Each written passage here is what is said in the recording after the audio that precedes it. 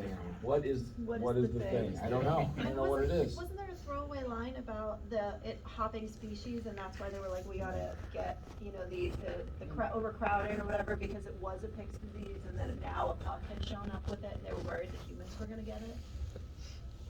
Maybe? I don't know. I remember that being something that in like one of the parliament scenes that they were talking about. After Sophie showed up with the medicine. Yeah. And to play Madam Benevolent. So there's in the Ravens are so angry and so bent on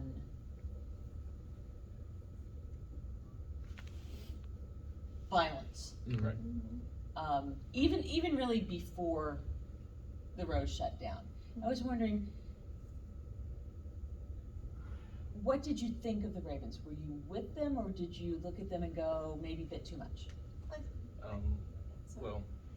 Go ahead and put your microphone. Well, actually, are you guys hearing us well enough because we're small? Cool.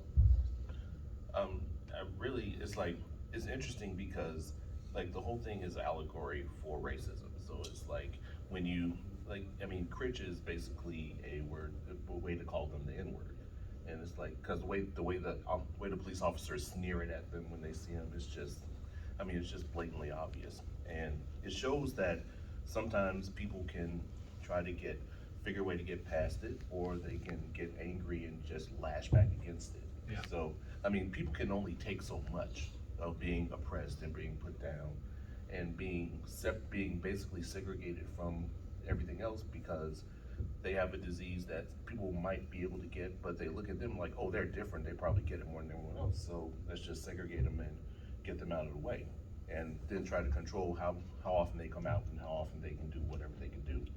So of course you're going to get mad. Anybody would get mad, whether you're a fake creature or you're just a regular human.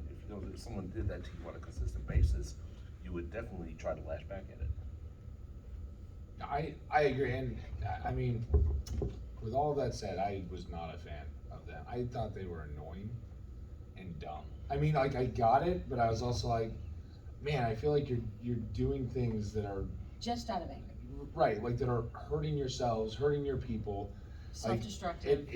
That's what it felt like. It felt Full of flash and fury signifying nothing. And, yes, and Yeah. and the fact that and that again going back to my number one gripe with season 2, and I liked season 1 so much. I liked the Vignette and Philo. It felt like they had worked through this trauma. They had kind of come to this place where they're like, okay, and then it felt like season 2 undid all of that. And she's doing this radically with no justification. Just all of a sudden they're falling apart, and you really don't get to see why, what happened. It felt like he gave at the end of season 1. It's like, oh, I'm giving up. I'm gonna go be with my people. I'm not gonna walk away from her again like I did the last time. And then it's like, just joking. Actually, we can't hate each make other up my now. mind. Right. I'm human. I'm fae. And then she's just so destructive and so angry, and she won't share things with him that I feel like she should be sharing with him, and so that whole plot line and storyline just felt very forced to me, and was really frustrating to watch. And the Raven that ended up with. I also have notes because there's so many characters in this. And the one that went with Rycroft to rescue Vignette from being hanged. That one who was always, I'm mad at you, I'm gonna work with you. Kane. Yeah. He's like, I'm mad at you, but I'm gonna work with you. If I want to kill you, but I'm still gonna work with you. It's like that back and forth just kind of, I was like, I think what bothered me the most about the Ravens is they didn't really have an end game or a goal. Each each action is spurred by a specific thing and doesn't take them any further. And I think they just served as the spark to create another excuse for more oppression. Yeah. Rather than trying to get to an end goal. I thought one of the themes was just the whole show in general was like the perils of revolution. Like you start out with this noble idea in a terrible circumstance. They're like, okay, we're gonna fight back, and that's good enough for now. We're gonna remind people that we're there. We're gonna steal things when we can, and then they, like you said, they kind of lose it, and they just lose themselves in vengeance. And then throughout the season, you have the other revolution, New Dawn, yeah. where like you have a similar situation, but it's done in a different way. And in the end, you still have tyranny, just in a new form. Like that's kind of the peril of when you go through these cycles. Disguising the power grab as revolution. Yeah. I'm sorry, I just lost my train of thought. No, it's all right. No, It is- no, because again, again, it is there's Monday so of much. DragonCon. It's early Monday-ish. Yeah. Just out of curiosity, have any of you listened to or read the prequel novella? I didn't even know there was one. There is one where you get the backstory of Tourmaline and Vignette as a couple, Wow. and That would have made the ending make more sense. it would have made the ending. I mean, it was hinted It was at in hinted, season but one that not they were like Oh, yeah. former that lovers. they're, and- yes, yeah. but they basically just to, because I feel like that needs to happen here, since you, I feel like they did Philo so wrong in the end. Like everyone that he cares about is dead, and then also his girlfriend ran off with another woman, and he's just like, I guess I have like my buddy cop So, here. in- That's what I got. Terrible. Yeah, like oh man. in the prequel, the Berg has come in as the friend to Tir Nanak, the protector, and is Okay. and basically takes over as the pact is overrunning, and so the Tourmaline is the poet laureate of Tir Nanak. Vignette is one of the great minds and destined. She's one of the top thinkers in the university. Is basically on track to become. She's tenure track. She's this bright star. Yeah. And in the middle of this, their world is falling apart. And in order to save Vignette and get her out of Tir Nanak before the fall, Tourmaline betrays her and has an affair with a Bergish officer to secure their exit, and that blows them apart. Wow. So when she meets Philo in the first season, she has lost the great love of her life, and now all of a sudden she has latched on. So that's part of. So he's the rebound. is He's what the I'm hearing. rebound. Okay. Well, that changes a lot. Yeah, it really it Yeah, does. like we needed that. I mean, yeah, like you said, there were hints that they had been in a relationship, but it didn't seem like it was the relationship. Right. Like, it Yeah. was just- And it was one of those, in the way that it's written, and Audible has it, and it's very well narrated, and I would highly recommend it. But yes, it was a great passion exchange of thought, and they were just in lockstep until the fall of Tir Nanak. Man, that makes me feel even worse for Philo though. And- Cause he's like, now he's just like this rebounder. He's like, I'm gonna give up everything for this lady I love, and she's like, actually. Well, it was not that serious on this side. In of the fall, they equation. get separated. She joins the Tir Nanak rebels, the Flyers. Yeah. And begins Oh. very much like the Ravens, and does a lot of undercover spy missions and attack missions, and then ends up in the Berg after season, on the way to season 1. Was that prequel written before season 1? I don't believe. I think it was written after to Like as a supplement. as a supplement. Okay. But So that, I'm about to say, because that makes perfect sense, and it would have been something that would have been nice to have, even just like a flashback of. Now, it may have always been, I don't think it was created Okay. to explain things. I think it was always part of her timeline, always part of the timeline, always part of the backstory, but it hadn't been fleshed out Gotcha. Okay. and released. that explains so much about Vignette's behavior towards Philo, though. Like she's constantly expecting him to betray her. She never really trusts him. But like, also to the- that Right, because that's all she's known. the Yeah. rebound is in that desperation for one another that comes from, I've gotta have, that trauma bond. Yeah. Um, But I feel like it also makes like her Vignette's betrayal when she joins the New Dawn like worse, because like That's, But Like, and it significantly also worse. explains, to some degree, you see that she's always had that need to belong to a group of some kind. When she joins the university, which is, there's that exchange, it's not a violent group but then she goes from that to the Flyers, and from Yeah. that to the Ravens, and then to the New Dawn. so she's becoming an extremist, is that what we're saying? Well, not Yeah, really, she's but radicalized she always herself. wants to, she needs to fight for something. Yeah. And, I'm gonna reform the university, I'm gonna reform, and, Yeah. But like, because Tourmaline is like, because she has the vision, and she's like, this is going to bring my death, well, let's, right? And she calls it. I mean, she calls Vignette out for it. She's like, "WTF, bro?" But like, and rightfully so. But again, like that, it's so weird. If like this is the love of my life who's told me like, "Hey, these people are going to murder me," and she's like, "Yeah, I'm good with that. That's fine. I'm gonna join them anyways because I really like to belong and I feel peer pressure." and, there's, you can I'm see sorry, that I have a under- lot of frustration No, with Vignette. and I think throughout you see that distrust. She even distrusts the Ravens. I Yeah. mean, as much as she's, and she also tends to, she goes behind Dahlia's back, Yeah. Even though she claims not to want to undermine the power structure of the Ravens, she definitely does it, constantly. And Dahlia kept warning her, and it's like warning her, like, I'm gonna kick your ass out, I'm gonna kill you, like, and then next thing you know, Dahlia gets killed, and Vignette's the leader. It's like, So sudden. yeah, like instantly, like, holy shit. And it's It's like, because there are no consequences for her. She's like, oh, I have been warned. Ah, but then they died mysteriously, and now no consequences. right, exactly.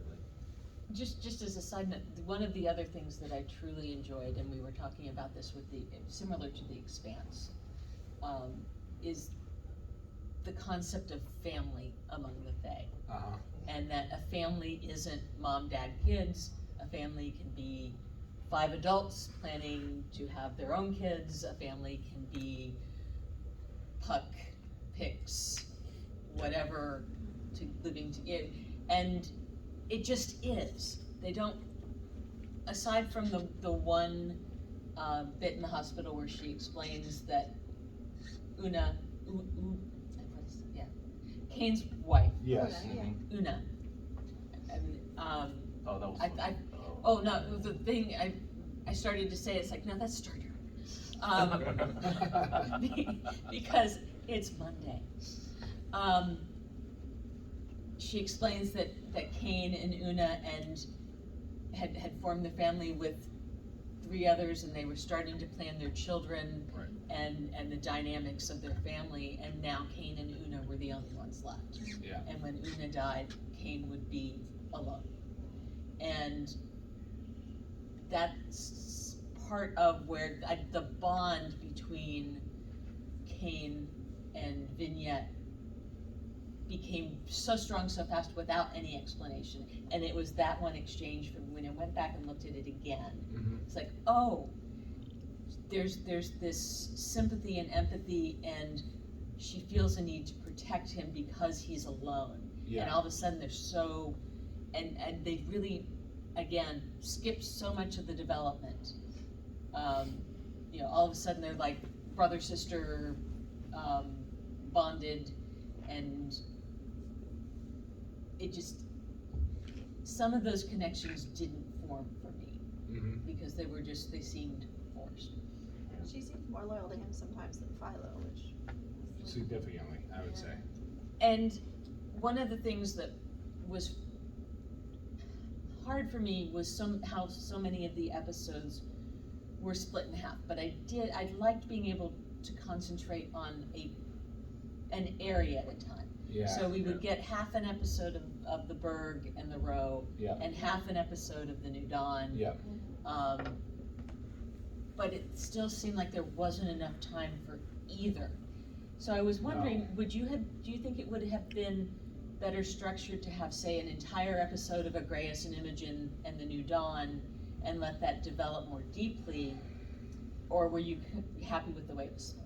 I like the split, like my memory is not great to spend an entire, especially if I didn't watch it when it came out, I waited for the whole thing, but if I'm watching a show week to week, like to spend, that's 2 weeks between when I last saw them, I wouldn't remember it.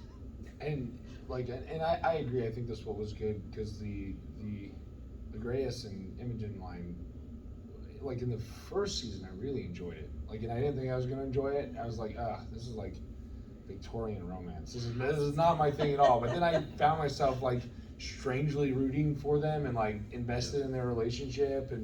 But like the second season, I felt like there was a lot of manufactured drama, so I didn't enjoy it as much as I did. And I think if I had to have a whole episode of that, and It would have been I too would- wearing on you. I would have got bored. Too I probably would saccharine. have turned it off, right? I probably would have said like, oh my god, it's like in a book.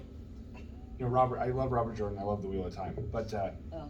some of the later books, especially, I would be like, all right, this POV again. Oh my god! Yes. And then I flip the I pages. love and him too. How many And I would pages? skip. How many pages until I get back to Matt or Rand? Like, Right. and they go, oh my god, 200 pages? Are you kidding me? I don't. Oh my god! And so it's like that, where you have like these POVs that you're more invested in than some of the other ones. And I think if if they too heavily focus on any one of the POVs, especially because in this season so many of the characters are slightly unlikable, I feel like you could have driven off the people who are like, oh no, I am done with Vignette. I only want the sweet romance, so they have to But- give us the mix. I was surprised to find that Imogen became the person I really cared about the most. Yeah, that was surprising too. Because I hated her at the beginning of season 1. See, Absolutely hated her. Oh yeah, the beginning of season 1 was terrible. I think hate's a strong word. I was really annoyed by her. When at the beginning of Atreus and her relationship, I was just like, really, her dog? But I was like, okay. And then they grew, like you said, they grew on you. But- And it's like, and they're really good. But then it's like with season 2, I just hated how they had to tear him all the way down in order to get him to be on their side. And it's like, because everything that he built up, it's like they just like tore him down and took everything from him and tried to break him down. I'm like, that really wasn't necessary. I don't think it was necessary. But I actually grew, and when she started getting really into the group, I was like, what's going on? It's like, even he was like, wait, why? What's going on with you? And she was just like so into it. I was just like, damn, that's Well, interesting. she was so shallow That's what, Yeah. that she finally seemed to find a purpose. And sheltered, yeah. It's like Yeah. she really didn't have any experience with anything in the world, really. so it's she's gonna jump onto the newest thing that she gets exposed to. that excites her and gets her, yeah. And staying with Imogen and Agreus, what did you think when you found out his deep, dark secret?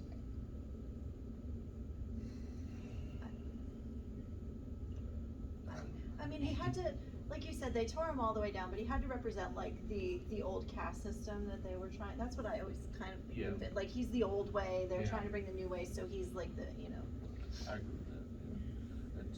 Yeah. I don't know. It's like it's like I wanted to like him because I know what he represents. I'm like, okay, I get it. But it's like I was always just like right there with him. Like I never really. And then I was like, okay, whatever. I'm good. Let's just go back to let's go back to the mainland and figure that out. And Yeah. figure that, I just, because they had never explained in season 1 where his wealth Where came all that from. money Exactly. You assumed that he was, It was the one shoe that was getting ready to drop eventually. yeah. that I hit up, season 1, I assumed that he was a factory owner or that he had built something. Yeah. Rather than accumulated his wealth on the backs of, and on the deaths of and the torture of his own kind. I almost saw it coming. When I saw him, I was like, he was an industrialist. I was like, oh God. Oh God. I know what this is. That's going. code word for And something. Industrialist is code word for I basically enslaved a lot of people and made them do hard labor and I made money off their backs. It's like basically I put people in caves and gave them pickaxes and had them get stuff for me and I made money. I mean, it's like, that's basically what it was. I was like, I knew from season 1, I was like, Don't do it. But Don't do it. I, I know they're gonna again, do like, it though. I think, and again, I know I'm griping a lot.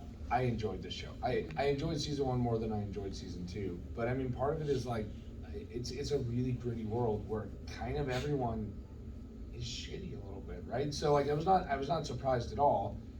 And It's a very selfish world.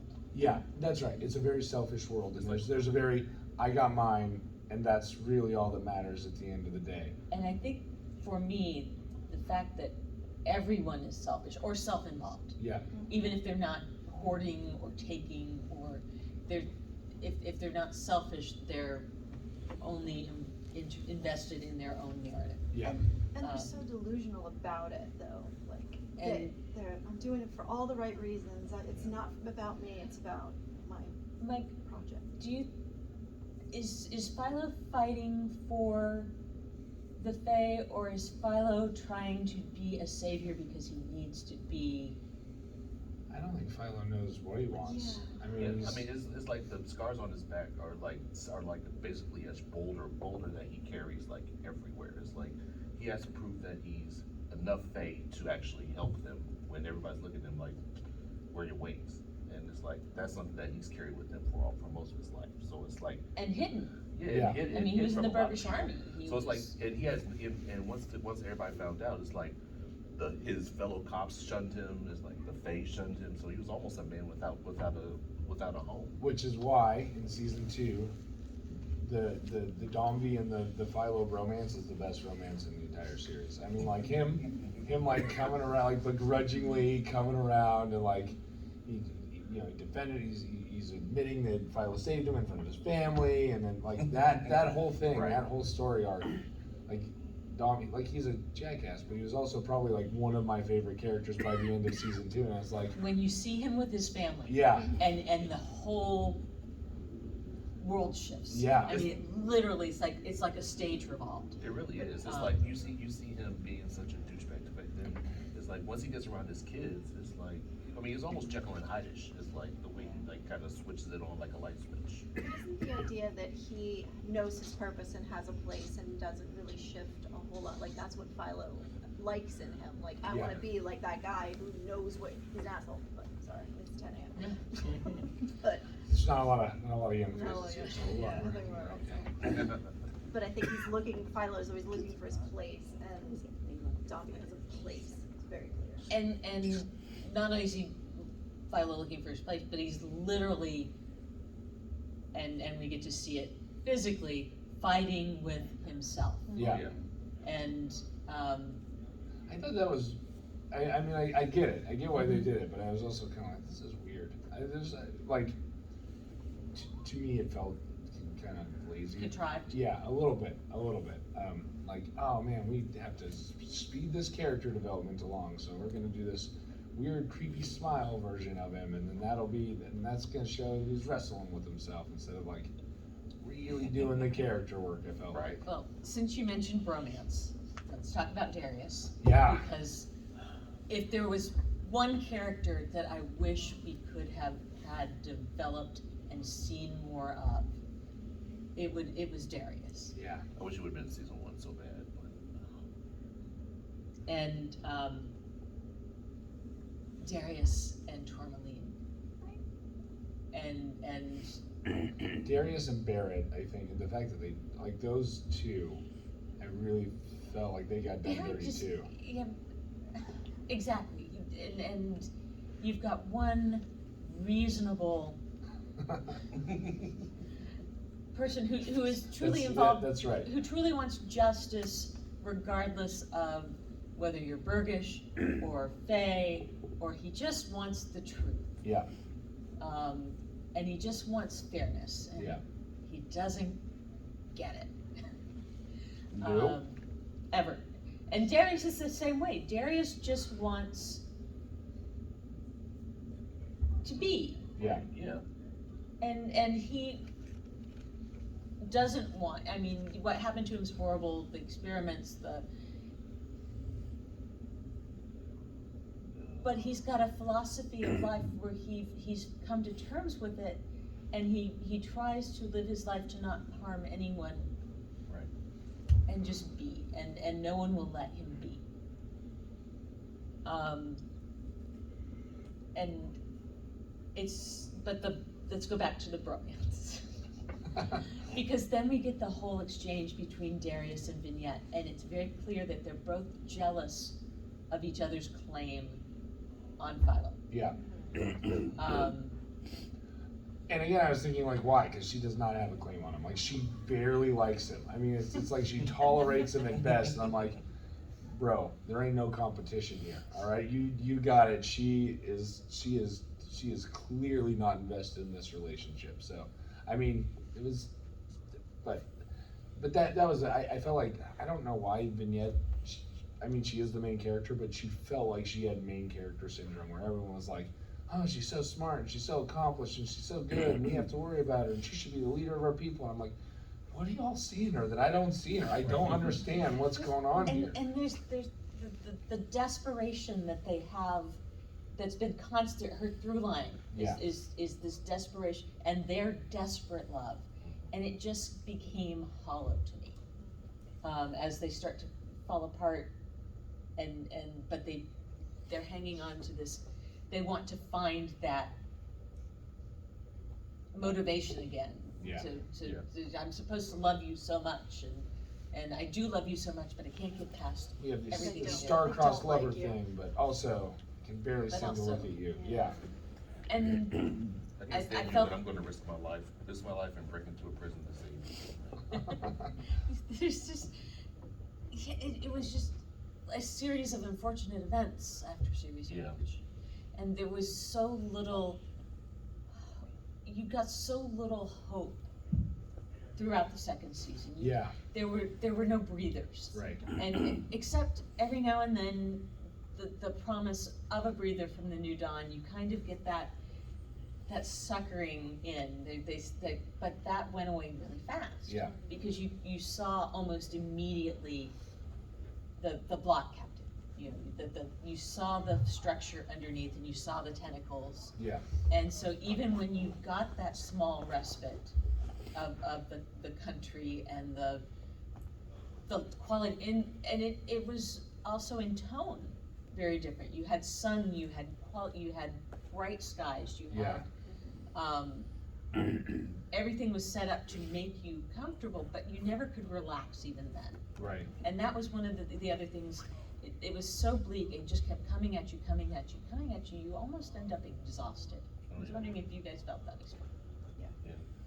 Especially when Atreus and when they first got there, it's like it stressed me out so much that they were just like, I need to get back. I need my stuff. I need to get back. And people started, and they were killing his crew. And I was just like, that whole situation was so stressful to me. And it's like, and they wouldn't tell him what was going on. They were just like killing his crew, then not killing him, then taking him to the mansion, then bringing Imogen to her, then it's like the whole thing was just like. Well, see, and I knew at that point, because they were specifically looking for Agreus when they Right. took the ship. Yeah. And that was kind of a throwaway as they're going through the books and the belongings, and they knew we're looking for a Mr. Agreus. Who's Mr. But they knew. Yeah. They knew exactly who they wanted. The mind games were, she intended to have him broken down mentally, physically, and she's boom, boom, boom, the dominoes were set up from the beginning. And it's like all the time when he was saying, I was arranged for my release and and they were just looking at him like, you have no idea, do you? But I didn't understand why the crew, because he doesn't have any great attachment to the crew. Right.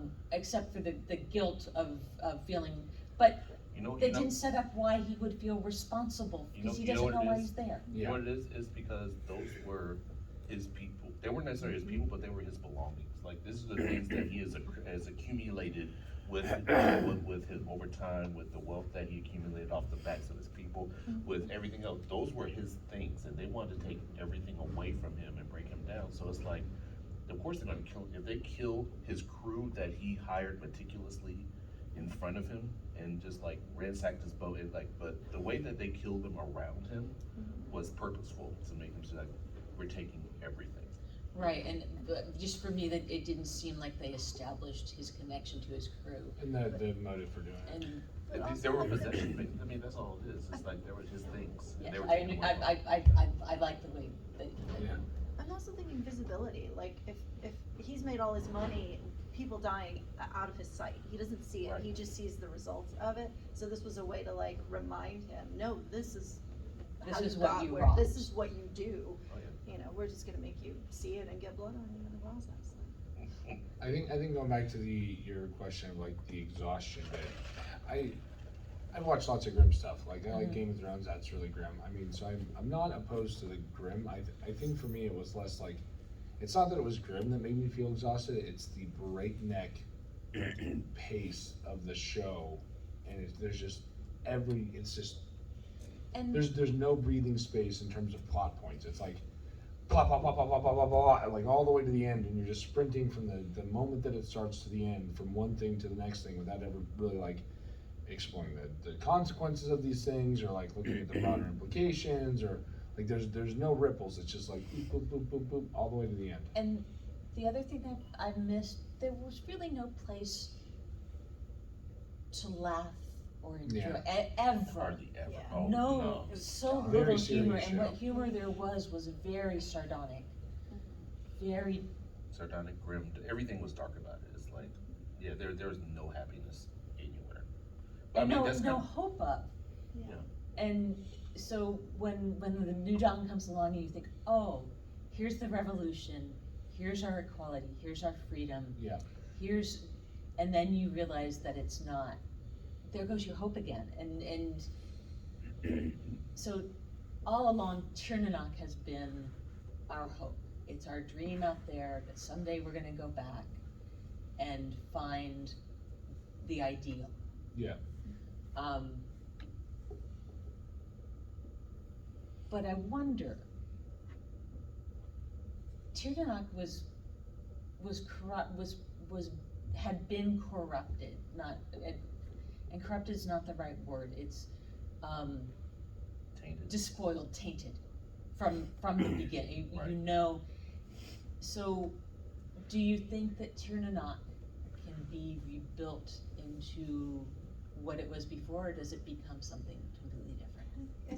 It's gonna be the same thing, it's gonna start off with good intentions, and it's just gonna get ruined, there's, as you said, there's no hope, really, like, it'll look good for a little while, and then it'll be the same thing, and then, you know, Vignette will join another revolutionary group.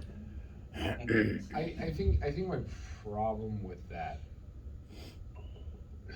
thematically is that it doesn't actually really address the thematic problem, which is sort of this racial and classism inequality, right? Because Right. the solution is, well, we'll just be segregated, and then things will be good again.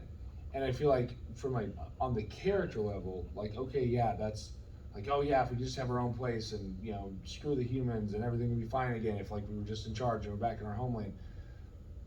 But for me, like as a writer, thematically, you're trying to solve a bigger issue, which is, okay, we have these two visions. We have this inequality, this classism, and then we have this, oh no, you know, paradise is is through segregation. So there's these two different visions. And I feel like it's thematically the job of the writers to present a new vision where you find a solution that is not either of these two things, because neither of these two things are actually good, right? This is bad, but this, hey, if we just go our separate ways, but that's not really a good vision either. I mean, not in the long run if we're talking about, you know, trying to deal with the problems of classism and inequality, and there's never really a presented solution. Even at the end, it's just kind of like, we're good now, things are good. And he like, Philo walks off into the sunset and he's like, yeah, it's fine now. It's like, whoa, where did that come from? Where did any of this happen? So I think that's my bigger problem thematically, is that it doesn't actually solve any of the problems that have been presented through any of the show. Yeah, I think that it's more of, Ternanok's becoming more of an ideal than an actual place. Like, because the more it's not there, the more people are just like, oh, I wish I could be there. And it's like the wish just kind of makes it more intangible. It's like you're just like you're thinking about, like, oh, I wish I could be there, we need to make this, we need to do this. And to his point, it's like, it's basically another version of segregation, like, it does not solve any of your problems. And it's like, it doesn't help you as far as making society better by everybody doing what they're supposed to do. It's like, you're basically like, screw you guys, I'll go take my ball and play by myself. Yeah. And that helps nobody. I owe you guys an apology. I should have said at the beginning, with so few of us, please jump in. Because we value what you have to say. We're not just up here to tell you what we think of the show. Yes. Well, in that case, Yeah. I didn't get a happy ending, and I didn't think we were supposed to have a happy ending. What I got was everything's imperfect. We've found a version of the status quo that is at least survivable, and that was that. And I agree. Like, I like my fairy tales. I would love it if they would give me some satisfactory payoff. The point of it was that we are discriminating animals. We chase ideals that we cannot find. To your point, Tiernanak is lovely because we're not there. Yeah. We're not living it. It's aspirational in its character. Right. And so, to me, the ending was, we're not going to find solutions to these things. There is no solution.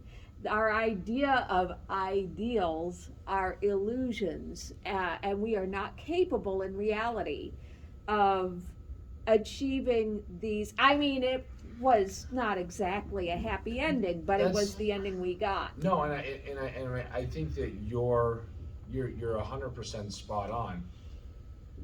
And that's grimdark. I was not like, even though it's a dark show, so like the things that I tend to enjoy are like Noble Bright. So like Brandon Sanderson's Noble Bright, where it's like, yeah, things are dark, but characters have agency. It feels like they can affect real change in the world, and they can affect positive change in the world. And I felt like that's what this was going to be. Like when we went it, like at the end of season 1, I was like, all right, Philo's on this journey, Vignette's on this journey. There's going to be reform, and they're going to affect positive change. They're going to build something. They're going to make it better. And then at the end of season 2, it's like, oh no, actually they were not going to do anything, and it ended up being more George R. R. Martin Game of Thrones, where kind of nothing we do really matters, and it doesn't like we're striving against an implacable force that's never really going to be able to be changed. And as a viewer, that is super depressing. That is not. That's not what I like. Right. Oh, well, I didn't say it was uplifted, but I wasn't surprised. Yes. But it's the idea that like people did everything that they could, and the best they could do was maintain the status quo. Yeah.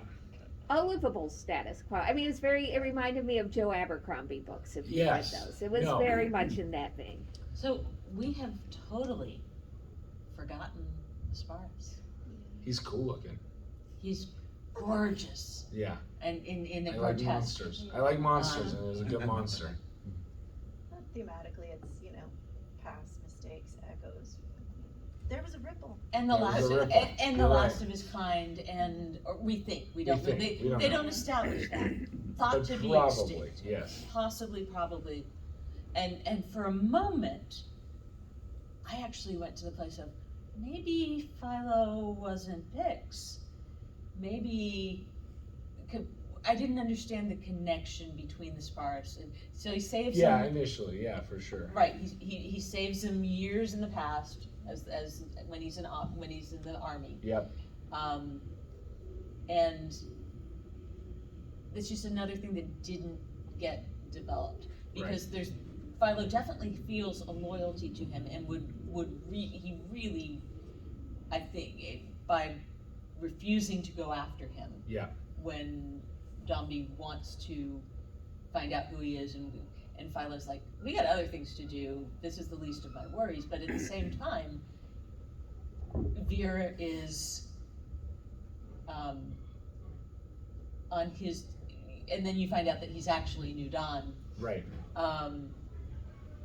It just seemed like, okay, he's really cool, and I really loved him, and I thought he was gonna be the big, big bad. Right. And then you find out he really isn't, and he's too many things at once for me. Yeah. I mean, the whole scene in the prison, like, just blew my mind. I mean, especially because I kind of felt bad how they did Sophie, but then I was like, oh, yeah, she kind of brought that on herself, but, you know. She's sitting there, I didn't mind her dying, I just wish she had like a better payout, cause they spent so much time in season Right. 1 setting her up as like, I know, but having. it's gonna be like a thing, like she's gonna be like the puppeteer behind the strings, Exactly. manipulating things and driving the plot, and it's like, no, she's just gonna And, die. Well, Like, and- again, I was expecting her to die, but just, Contrived, Do more it first. felt contrived to me, not just, I mean, you knew she was gonna die. Right. But having her die in the way that she had the fake conspirators, yeah. you know, and then, And then he dies right next to her. I was like, you know what? That's actually kind of poetic. I dig that.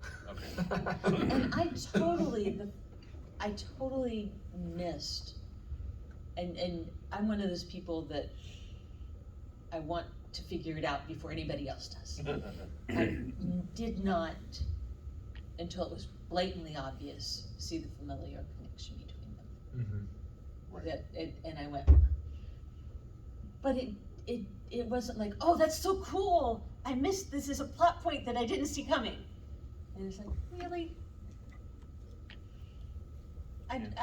It just seemed like, I think it's really hard to have a good payoff like that, like for someone, like a big reveal like that.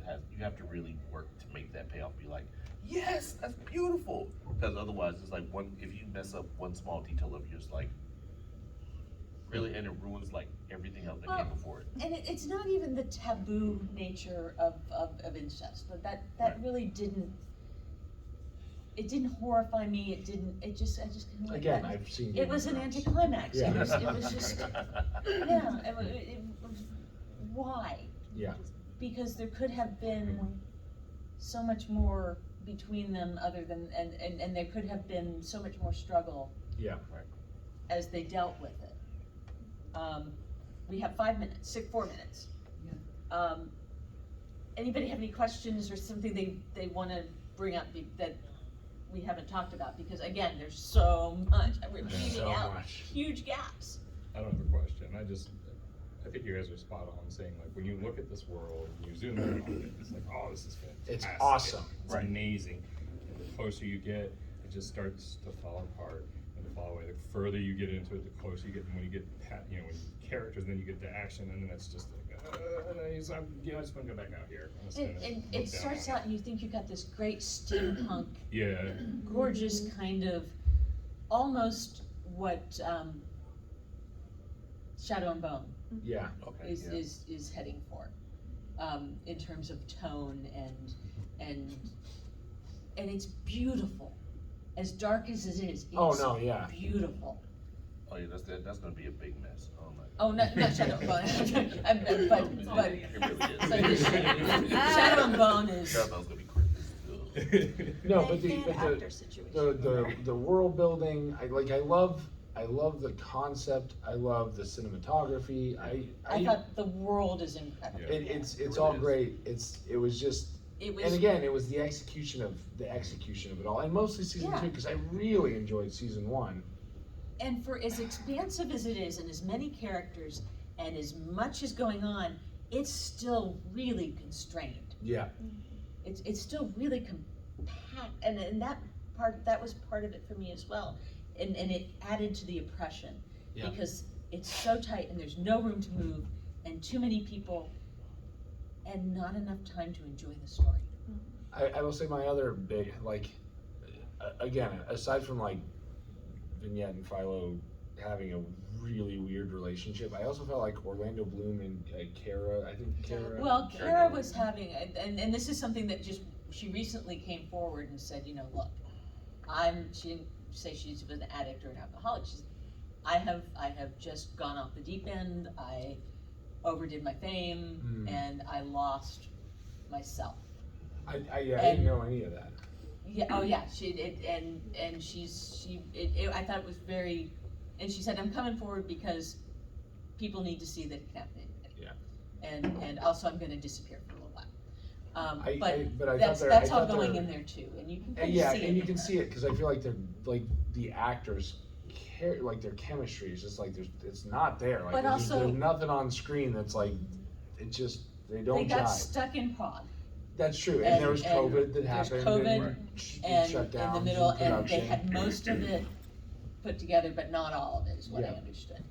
And they thought they had an agreement to work, and then the Czech government said, we're shutting down, because, another production in Prague also got, and I can't remember, which one, but anyway, I think that added to some of the disjointed feelings, because That when it makes came sense. back, when they came back together, I think they had, that some of that chemistry had gotten lost. Yeah, But I don't know, I saw her, she was in Valerian, and I love Valerian, but there's no chemistry no at chemistry all. there either. Yeah, those, Like, the she is two leads in cut off. Valerian, Yeah. like, oh, I was like, "Ugh, this is the worst casting choice I've ever seen in a movie.